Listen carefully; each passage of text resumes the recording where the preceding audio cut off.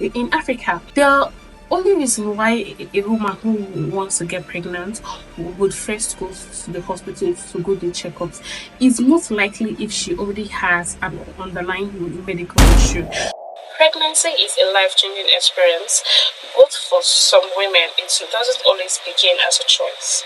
For women who get pregnant due to external pressure, whether from family, partners, society, or anything it may be, it can be incredibly challenging and an emotional journey. This is the story of many young African moms. We didn't get prepared for pregnancy, but we have to. And now we are going through it. Even not experienced, not prepared. And fortunately for us, we are winning. But I hope we do not have to undergo this. To continue. These are the things a woman who is pressured into getting pregnant will experience. There are lots of women who get pregnant without birthing. I had a collab with one of my very good friends. In my last video, is up on my channel.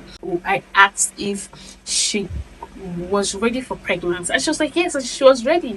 That she always knew that she wanted to be mom, and she sounded so excited. And I was like, no, did you prep for pregnancy? Like, did you undergo any kind of test? The pelvic scan, you check your womb to know if you have. And she was like, no. And she was like, oh, they do that? And I'm like, of course. In Africa, the only reason why a woman who wants to get pregnant would first go to the hospital to go do checkups is most likely if she already has an underlying medical issue. So if this woman, for example, has something like PCOS, has an illness that could be passed through the gene or something, she is likely to go to the hospital to go check out things and know the odds for herself. Okay, so to be sincere, most women married in their husband's house were pressured into getting pregnant. We were not prepared. I said we. We were not prepared. Were we forced? No. But the pressure comes in subtle ways. It comes in ways of someone calling your husband and the phone is on loudspeaker and that person asks your husband, how far? So is she pregnant now? You do not know, but that's in bits gets to you. And at the point, you just like, let me try, let me go for it and see how it is. So these are the ways that taking such steps has impacted during pregnancy. One is a conflict of emotion. When a woman who is not really prepared gets pregnant, I don't think the first emotion is excitement. I don't think so. I know when I found out I was pregnant, the first thought I have in my head is that a small girl like me is pregnant. Like it wasn't, see, look, it's a good thing, okay, but also it's something that should really be prepared for, because there's no going back. Nobody tells you how you cannot take a break from being a mom. You are always a mom until death do you part, okay? So you might get to a point where you are thinking if you should keep this baby or do away with it. If you never had the the the plan to have a baby and it came by a, a mistake, or it wasn't really planned at all, and you're at a certain point in your life where you cannot have a child, you might think about aborting the baby. You might think about ending the life of the baby. When it comes to this point, you would have to talk things thoroughly through and through. I believe that there is a better way to do things. This might include talking to your partner about parenting or about how much you need help, at that point, some things should be outsourced. So if you can be able to outsource lots of things so that the only thing you might have to deal with at that point is your pregnancy and also work maybe. And even work, if there are roles also that you might have to outsource in order to be at your best in mental health, please do it. Three, you are going to hear a lot of opinions from other moms, more moms who are pregnant for the second, third, fourth time, and so on. And some of their stories they share might not be the best for your mental health when you are trying to juggle about being pregnant while it is not planned, and there's a mom who is sharing her story of how she had a very bad labor or a very bad CS story.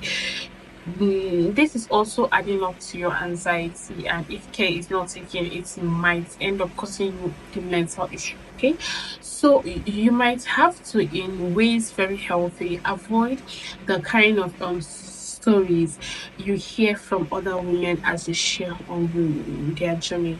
Also, at this point, you have to get very professional help from doctors, from midwives, from doulas, things as such. You would have to invest in that. For as early as you can, start your antenatals. Your antenatals help you a lot. If you end up having a morning sickness, things as such. If you are early for your antenatals, the doctors might find a way to help you live through it. Okay, like to help you survive through that phase. So as early as you can, start your classes for the antenatals. Five for four, five. Sort helps. Yeah, I said that earlier on, but sort helps. If you can afford to hire a driver, please do so. If you can afford to hire a cook, please do so. Because you're not ready for a pregnancy, you are doing a lot more mental work than you have ever done in a long while. You are trying to live, between conflict ideas and all that. So you really need to look for things that you could outsource and outsource them. Okay. Now, six is, do not be in a hurry, or don't allow anyone again to pressure you into taking some certain line of thoughts for your child. Okay, so now you're pregnant, that is okay, but because you are not prepared or you are not ready for it, even while you're pregnant, you you are not in the right shape of mind, right frame of mind to plan out some things. For example, you may not be able to know if you want to breastfeed your child, or if you want to go through formulas. You may not at that point in time know the kind of parenting style you want to use for your child, and that is okay, because this is because you are going one step at a time. Okay, so don't be pressured for how the future is going to be, or the plans that you should have for the future. Rather, I will advise that you live in the moment. Okay, so live in the moment. What is going on now? What month am I in? So I am in my fourth month, and I have to go for my antenatal once every month, and I have to have an anomaly scan. Just take things, in the moment. Don't overdo things. And another would be, avoid friends, family, whosoever that tend to put pressure on you.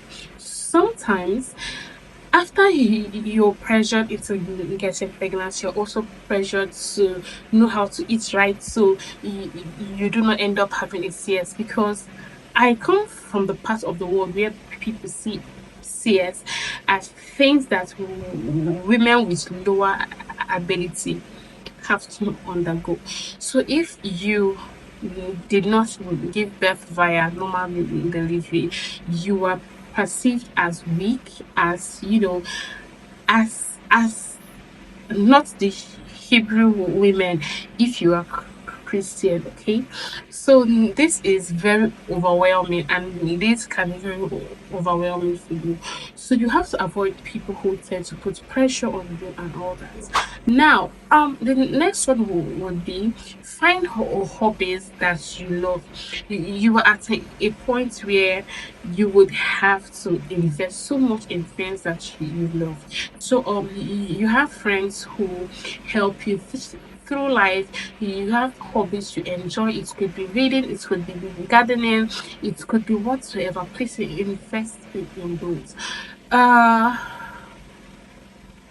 if you also have the funds to travel and do things as such as well, of course, you could also invest in things as such. This is the part where I will be very sincere with you.